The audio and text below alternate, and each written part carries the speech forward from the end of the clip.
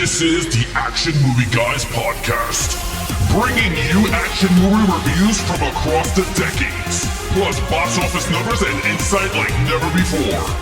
And now, your hosts of the Action Movie Guys podcast, Alex and Nate. What's up, everyone? Welcome to episode number 76 of the Action Movie Guys podcast. I'm your host, Nate, and that's my co-host, Alex Figueroa. And this week we are doing, so we started a new franchise in our last episode. Now, this episode is, we're continuing on with our patron voted on films. Now, a couple weeks ago, we began this, the patron voting. So far, we have done The Raid Redemption, which was from our patron, Jay. He's the main man, and he picked The Raid. It was great. Then, Robert, another one of our patrons, he picked a movie that we couldn't find, so he picked a second movie, which ended up being Blue Thunder. We reviewed that. And then last week, Stephanie from I'll Buy the Popcorn here on YouTube, we did her movie, which was, of course, Cradle to the Grave, starring DMX and Jet Li. Yeah. That was a fun time. And now this week, as I mentioned last week, we have our original patron. Actually, I believe she was the first one who ever signed up. Beckish, she voted for a little movie. Now, this was the first time watch for you. I already know that. Called The Long Kiss Goodnight, directed by Rennie Harlan and written by Shane Black. You didn't know that when you went to watch it. So we're going to be reviewing that. And then next week, we will wrap it up with our final Patreon pick. So all that, get it out the way.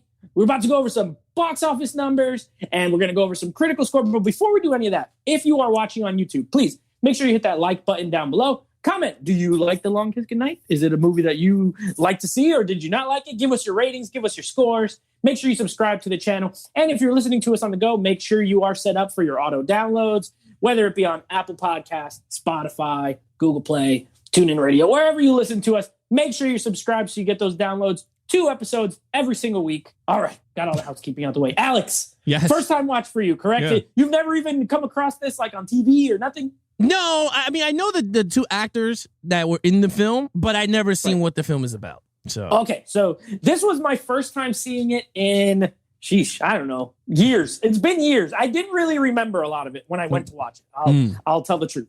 So I was like, I know Geena Davis is in this. I know Samuel L. Jackson's in this. And I know they were snowing. That's all I really remembered.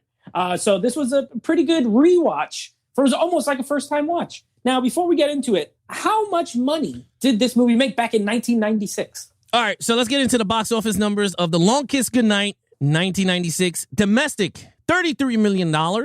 International, $56 million. On the worldwide total, $89 million on a budget of $65 million.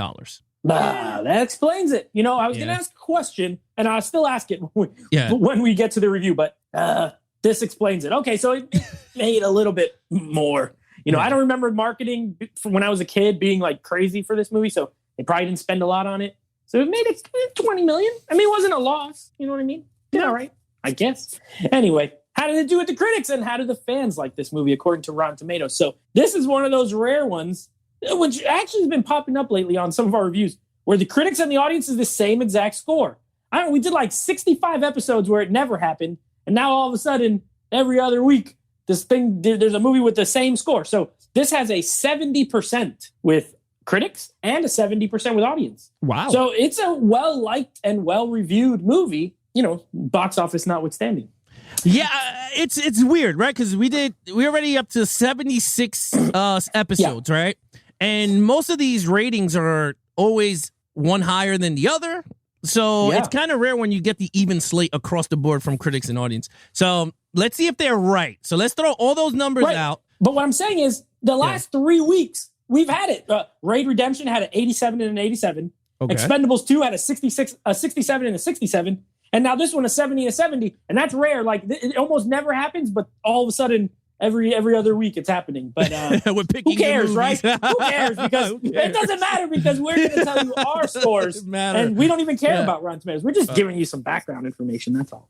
Yeah, pretty much. All right. Do you want to get into it? Let's get right to it. We're going to get right to it. So lead character played by one Geena Davis. Alex, you got to go first. It's my hosting episode. So I'm very excited to see what you think.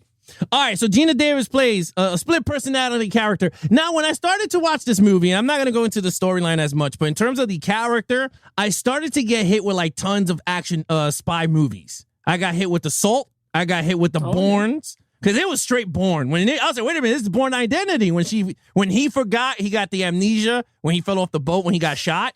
It's exactly the same story. But for those of you out there, Born Identity came out in 2002, while this movie was 96. So technically, this is the first movie with these storylines. But Identity was a book. So I don't want people to be like, oh, it's a book first. I don't know when it was published. So with that said, good point. I don't either. I don't know when the Born Identity was published. But in terms of a movie, this movie came out first with that storyline. So I'm going to throw all those movies to the side. But it reminded me of those. I got to say, I kind of enjoyed the character. I like how she went from being a household mom, because she was amnesia kicked in, and then it became more of a spy more later down the road. But is Geena Davis an action star? That's the thing that I was sitting down and watching. I cannot back that up, man. I couldn't get into it. I just kept seeing the Beetlejuice Geena Davis in like, that's all I remember her for. And it's funny because I watched this with my wife, so she watches it more for like those dramas, like those political drama movies that she's in. But this was kind of weird for me. Like, this is my first movie of Geena Davis doing an action movie. I'd never seen her in action. Cutthroat Island? Nope, I never seen Cutthroat Island. So this is my first. Before this. Okay, so this is my first action movie. It was kind of weird, but she did very well. I thought she was really good. She didn't do much hand to hand, like how we got the action movies now with the females. They're more hands on fighting. This was more shooting. More spy-ish. It's a mystery, right? It was like a mystery action style of movie. So I gave her a 4. I thought she was really good, especially with Samuel Jackson was really good. I mean, we could talk a little bit about him. I liked him in this movie. He was a typical Samuel Jackson in like every movie that he does, all the cursing. And he was like... But he was a little like nicer in this movie than he is in most of his other. He didn't come off as a prick in this movie like he can, which he's amazing at, by the way. He's one of the best, like, angry black characters. You know what I mean? Like, angry black man characters. Mm-hmm. He does it better than anyone. But he wasn't that in this, quite. He was, like, a real good guy. Yeah, but you got that a little bit, though. In the beginning of the movie, when he was the cop. Like, he's shady, right? Like, okay, he makes his money shady ways. But he wasn't a total, like, jerk. He was pretty much a good guy. He did want to kind of fix his life. The scene with the kid, with his son. Mm-hmm. And, so he's like a good guy with some tendencies to be a little bit of a bad guy. I agree with you. I liked him. I liked him too. The only thing I was a little confused with his character was he the informant for her? Like, did they work together? Because my thing is like he was a private detective, right? Whatever. He searches for people, and then all of a sudden she came out of the woodwork, and all of a sudden I'm gonna go and find this chick. Like, he was always looking for her. Is like, did they always work together, or it was just one of those things? I don't know. Maybe we talk about it when we get to the story. Yeah, my bad. I know, my bad. All right. In terms of lead character, I give it a 4. All right. So I don't want to spend too much time because so we can move on. But I will say this. I like Geena Davis in this movie. She's not like one of my favorite actresses. Like, she's in a bunch of movies I like. Like, I like A League of Their Own, Beetlejuice, this one, the other one. I don't know. I'm pretty sure there's another Geena Davis. Earth Girls Are Easy. The Earth Girls Are Easy. That was a pretty good movie with Jeff Goldblum and Jim Carrey. Yeah, I already said that. Oh, The Fly. Yeah, I like her in The Fly. She's a good actress. Yeah. How's this character? The character's cool. You're right. There were sprinkles of other stuff, but it's stuff that this came out before. So the amnesiac type thing. I think she did a good job. I liked her as I agree with you. I think she's more believable as the mom, like as the homemaker teacher character, than she is as like the super spy person when she cuts her hair and dyes it and tries to be all like sexy and tough. But I like the character, and we're rating the character more so than necessarily the actress. I think Geena Davis did her best. I think she did a good enough job, but I like the character. I think she was an interesting character. I also gave her a 4. Okay. So yeah, I'm right there with you on that. Okay. Okay. Wait. Before I found the information on the book. So Born Identity by Robert Lyndon, I hope I said his name right, came out February of 1980. Well. Oh, so that's maybe that's Shane for Black people out never there. read it. I don't know. No, He I'm just wrote this saying movie, that maybe he just never for read it. those out there that are trying to figure it out. 1980 came out the original Born Identity by Robert I hope I said his damn Ludlum or something. I think it Ludlum. is. He's the one Yeah. that wrote the first book. So there you go. And then the movie came out 2002 when he sold the rights like a dummy. All right, let's go. Okay. There All you go. right. Okay, main villain. Now you asked me who it was. I Yes. don't know his name. Maybe you have it in front of Timothy. you. I don't know either. Timothy. Okay, Yes. the main villain in this movie is Timothy. Tell us about him. All right, Timothy, I'm going to be honest with you. He wasn't through this whole movie at all. He was, you know what made this movie a little bit weird was I felt like everyone was a bad guy. I didn't know who, like, it was weird in terms, like, I didn't know Samuel Jackson had a motive. I didn't know the guy that played, that created Wolverine was the bad guy. Oh, yeah. Brian Cox. Yep. Yeah, Brian Cox. I didn't know That guy's what been the old forever. by Yeah, the he's way. been, Why yeah, was he I old was in going to this say movie? that. Been old forever. Yeah, and you know what's funny? He was in a Bourne movie, in Bourne Supremacy, when he had to bring, he put Jason Bourne together. Anyway, I didn't know who was what, but anyway, Timothy's the bad guy because he is the main dude. He was weird. He was a typical over-the-top villain, I guess. He kills anybody without question. I liked him. He was okay. I gave him a 3.5. I thought he was good. He wasn't great villain, like he wasn't throughout the whole movie. Now, yeah. I don't even think we scored the same person, to be honest with you. Is Timothy the guy who she ends up telling him that's your daughter? Yes, that's Timothy. Oh, I scored his like handler guy, the CIA guy, the real old guy. No, The guy who did Timothy's the nothing. main villain. Well, he was like a henchman. I looked at him more of like a main Oh, henchman. Lord Almighty! Because he's the main other dude. guy, well, you got to look at it this way. Here's how I'm looking at the movie. So the CIA guy Okay. is the one who is sending all these people to go kill her. He's the one who he wanted to blow. He blew up the World Trade Center so Yeah. CIA could get money. He was more of the master planner. So I scored him, which is fine. You know what?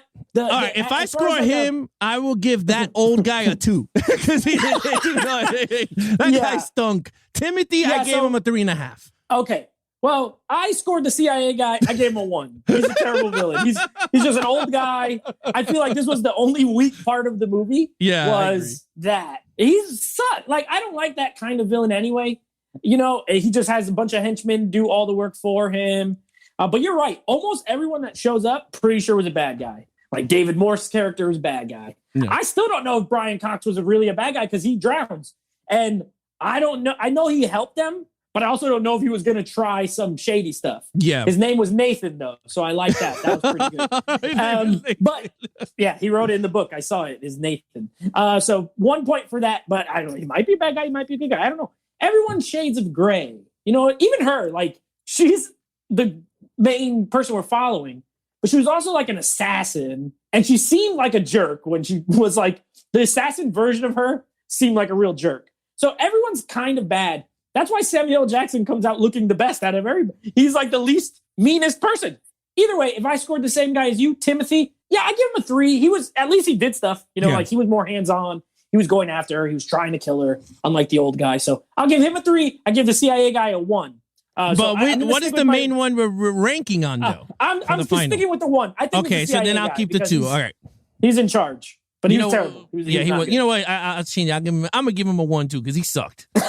He's a 1. Yes. Yeah. All right. Now, action scenes. So this is the Action Movie Guys podcast. How are the action scenes? Yeah. So the action wasn't as crazy. I mean, in the beginning was actually I liked the beginning more when the guy showed up with the shotgun with the carolers. I thought that was awesome. And then I thought that was a pretty cool sequence. And there is the perfect example of how I was like, Geena Davis is not an action star because that scene alone felt weird. Like she wasn't even hand to hand. All she did was she slid. She just fought with him with the shotgun. She shot. They pushed. She threw. She started throwing pans at him. And I'm like, wait a minute. But if you're a spy, like I was still torn at that point because I'm like, is she still in the mom her muscle view? memory didn't kick all the way in. Yeah. Yeah. So she was cutting carrots and stuff, and then she's like, "Look at me, I'm a chef."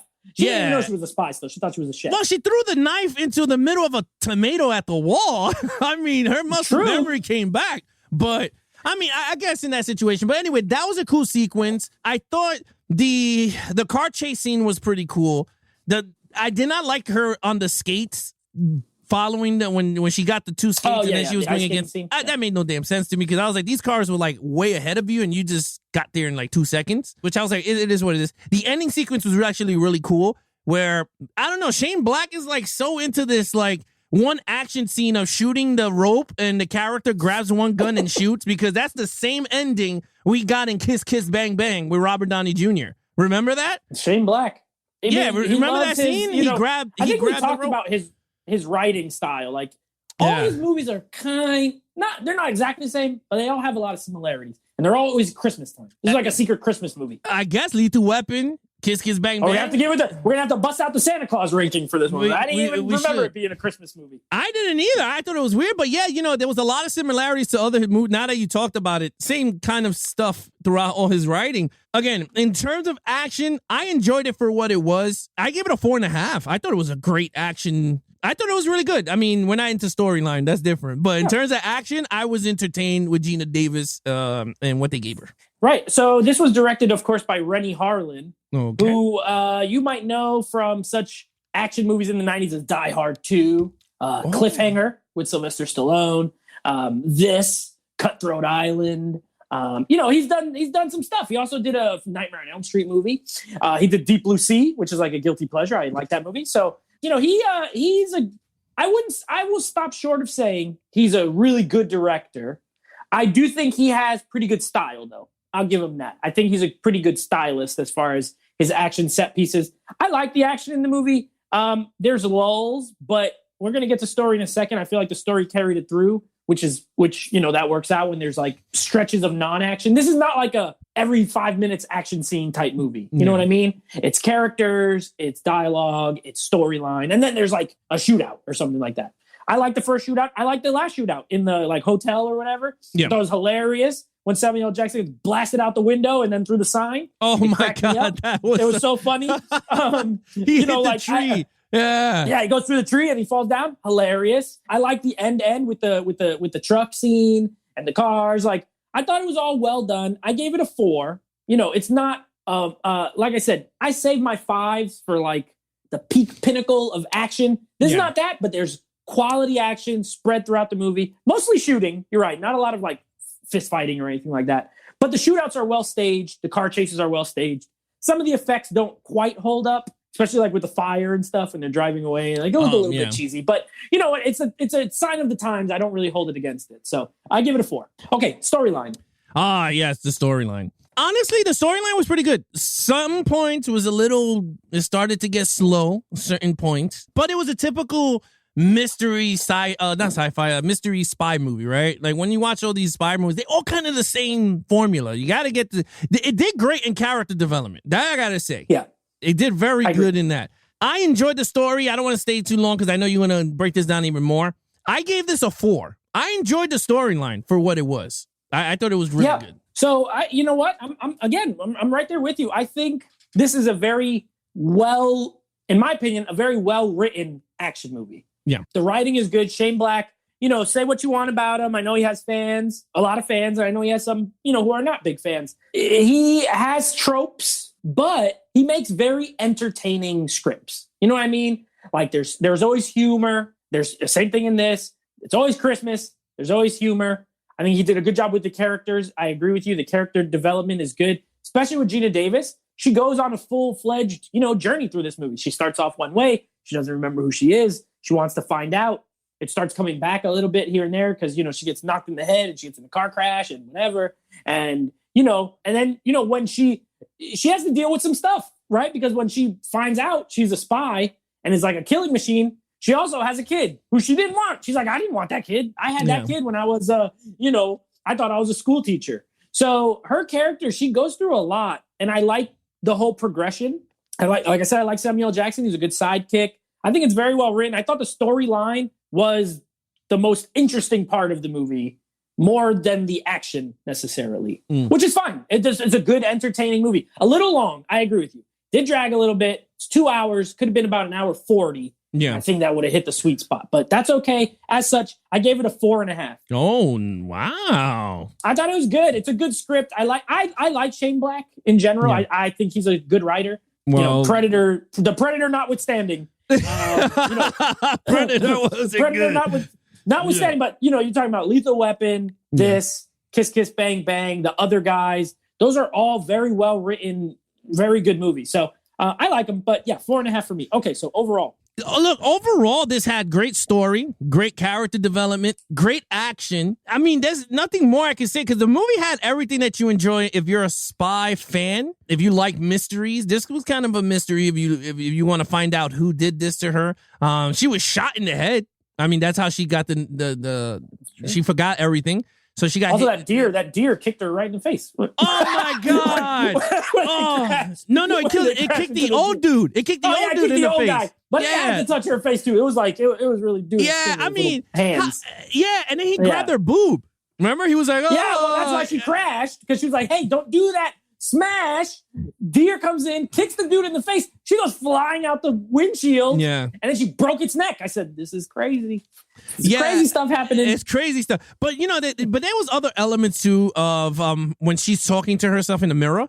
I thought that was pretty cool when she was like, "Oh, I'm gonna take over." Oh, like her memory, like the bad guy, yeah. And I was like, okay, that's pretty cute. Look, I gave it a 4. I thought this movie was a great movie. I gave it a flat 4 for overall. Very good. Yeah, you know what? Same. I'm right. Same score as you. I also have it as a 4. Look, we already broke it down. Great lead character. What I was going to say was, and the question was when we got to the box office, I'm really surprised there's no sequels to this movie because the character strikes me as a character that you can do a lot with in future films. Maybe the fact that it wasn't a big hit is why we didn't get another one. But if you're telling me you can't make another story where some other spy group or some other person that she did something to in the past doesn't come after her and she has to call up Samuel L. Jackson for them to team up again, I'll call you a liar. I feel like it could have written itself, but I digress. There's only one of these movies and it's very good. I also gave it a 4. The only weakness for me was the villain. And that's just because we score main villain. Like, who's the one that made everything in motion? And he's terrible. Some of the henchmen are pretty good. There's a lot of bad guys. There's 5 different people pretty much who try to kill her. So, and then all their little military people or whatever. A good overall movie. I also gave it a 4. So what's your total score? My total score is a 17.5 out of 25. I have the same exact score, 17.5 out of 25. And the only reason, if it had a good villain, it would be like a 20 movie, or 21. But because it's just an old dude who does nothing and just wants the CIA to get money, I don't like that. It's very lame. So the villain is the only weakness. But otherwise, it's a good movie. It's kind of funny that you said they could have did a sequel. I felt the same way with Salt with Angelina Jolie, and we never got a sequel for that movie. And it was the same as this, right? She was a sleeper that had a husband or whatever, and then they came out of the woodwork. She was Russian. And in that movie. She wanted to get out. She wanted out. I want to just be normal. They didn't let her. This one, she's like, she didn't want to be normal. She was just kind of forced into it. But then she came back out. Now, the thing is, at the end of this movie, of course, she ends up, she's on the farm with the family. Yeah, great, beautiful. She's going to live her peaceful life. She's rich, but you're telling me you can't think of a storyline where someone comes after her in her peaceful life and maybe they kill the husband or they kidnap the kid or something, again, or something. Yeah. She goes after him. I would have been there for it, but didn't happen. Now I don't want to see it.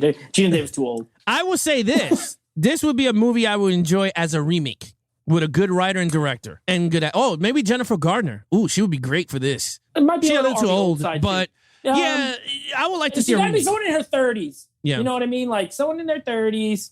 Who's in their 30s now? Emily Blunt is in her 30s. Scarlett Johansson. I know she already did Black Widow, but I'm just saying. Maybe. They all could play that role. And plus, Charlie Baltimore is a great name. I know there's a rapper named Charlie Baltimore. She stole that name from this movie. Charlie Baltimore is a great character name. What's your spy name? Charlie Baltimore. Charlene Baltimore. Yeah, it's pretty good. I like it. That could have been the second movie. They could have gone the second one, Charlie Baltimore. That would have been awesome. You don't have to call it The Long Kiss Goodnight 2. You know what I mean? Yeah. Maybe. Sick. Anyway. It could be. You know what to do, Nate. Yeah. All right. So that is The Long Kiss Goodnight.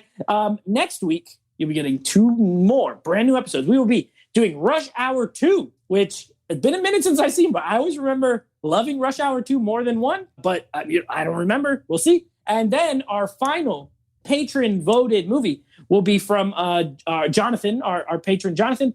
He chose the movie Kick-Ass. So our first, is that our first kind of comic book movie that wasn't, we don't do a lot of comic book movies. We did Black Panther and that's pretty much it. Yeah. So we've only barely dipped our little pinky baby toe into comic book movies. Kick-Ass will be the next one we're going to be doing. So you want to definitely keep an eye out for those two next week. Yeah, so if you want to follow us on our social media accounts, please follow Nate over on Instagram at NateFlix Reviews. Check out the podcast with him and his friends called NateFlix Movie Reviews. Anything Action Movie Guys Podcast. Follow us on Instagram at Action Movie Guys Podcast. We're working on a website. It'll be available soon, hopefully. But other than that, that is your host, Nate from NateFlix Reviews. I'm his co-host, Alex Figueroa. Be awesome to each other and geek out.